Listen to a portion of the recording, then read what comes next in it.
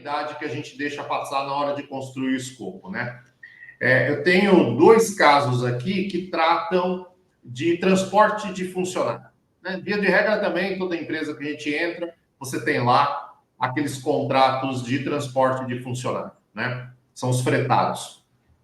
E a gente pegou uma vez uma situação, um cliente, onde ele tinha previsto uma cláusula de reajuste no transporte de funcionário, tá? Então, você olhava lá o contrato e tinha uma cláusula que dizia o seguinte: olha, se o diesel variar acima de 10%, aplica-se imediatamente, né, o reajuste dentro de uma fórmula paramétrica que era 40% da composição do custo lá da verba do transporte era vinculada ao custo do diesel.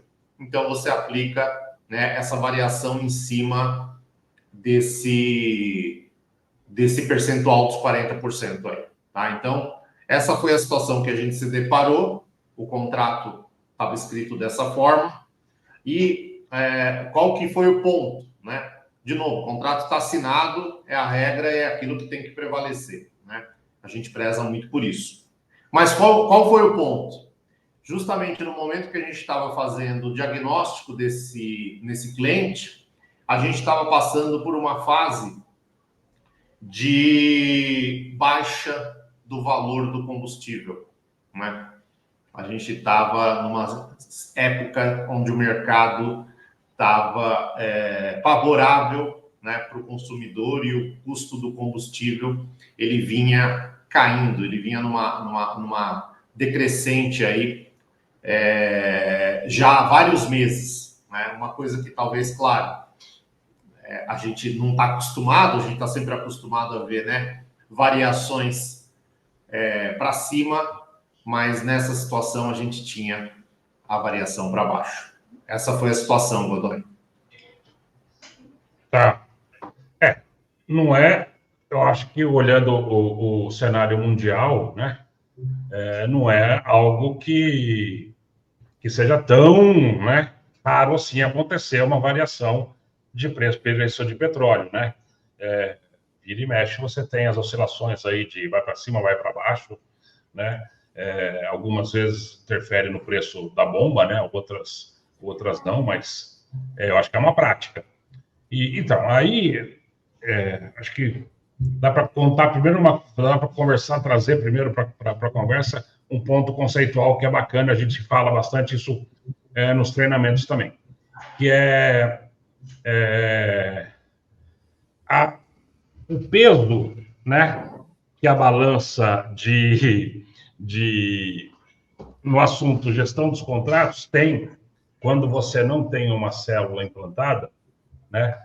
O peso que tem o tomador versus o prestador de serviço, né? Então, depois a gente eu vou explicar esse conceitual para a gente voltar aí para a prática.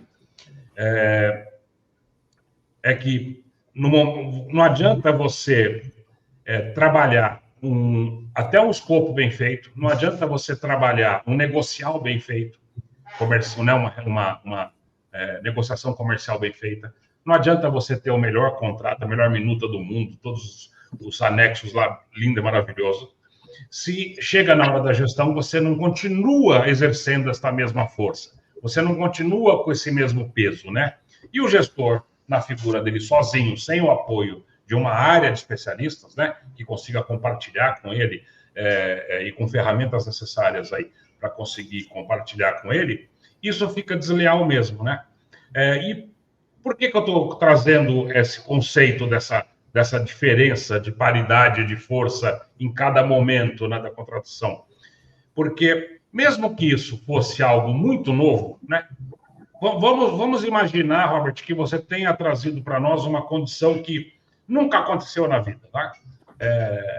Acabamos de passar por uma pandemia, então o não nunca vai existir é algo que tiramos do nosso... Essa geração tirou do vocabulário, né?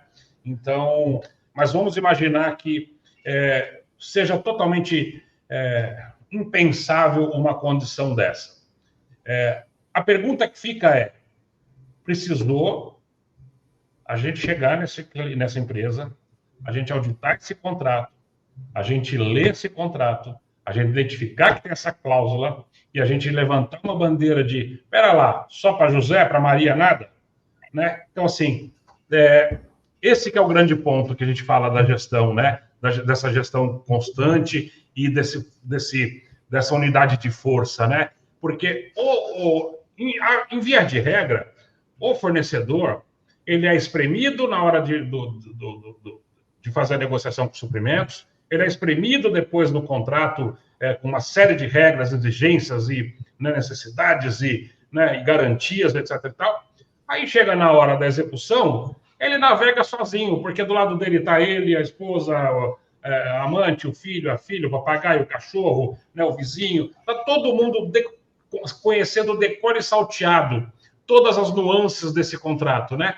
E do lado de lá, do tomador, que é quem deveria continuar com a mesma força, né, do pagante, né, nessa relação, perde totalmente a força quando você tem a estrutura do gestor solitário, né? Tanto que mostra um caso desse.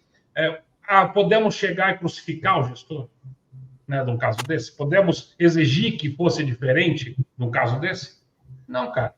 Quantas vezes um executivo desse ou um profissional desse é chamado, né, para discutir os seus contratos, né, para discutir isso dentro de uma reunião operacional? Ele tem as entregas dele, né? Esse camarada aí, você está falando de transporte de pessoas, deve ser alguém ligado a RH, né? O cara tem as entregas dele, tem que fechar folha, tem que fechar não sei o quê, tem que fazer eventos, tem que, né, cuidar do relacionamento, né, do bem-estar dos integrantes todos lá. Então, assim, ele olhar esses detalhezinhos não está na lista de prioridade dele, e às vezes nem na lista de conhecimento dele, né? Então, daí que vem a necessidade de você ter uma área de especialistas que, sim, aquilo é atribuição dele. Então, acho que o grande ponto aí de um contrato desse não é nem assim, nem ele ter sido mal elaborado no escopo, porque se é uma situação que nunca foi prevista, pode realmente passar, mas, e também nem tanto na execução dele, né, no dia a dia, mas na governança dele, né, de conseguir de ter alguém olhando para isso e se indignando com uma coisa dessa, que é o nosso papel, né? O bacana é que quando a gente chega, para nós, sempre tudo está ruim, sempre tudo tem um lado que pode melhorar, né? Nós somos pouco confortáveis, né, com o que a gente encontra. Então, acho que esse sentimento, né, de não se sentir confortável a cada cenário, que faz você realmente perceber essas condições.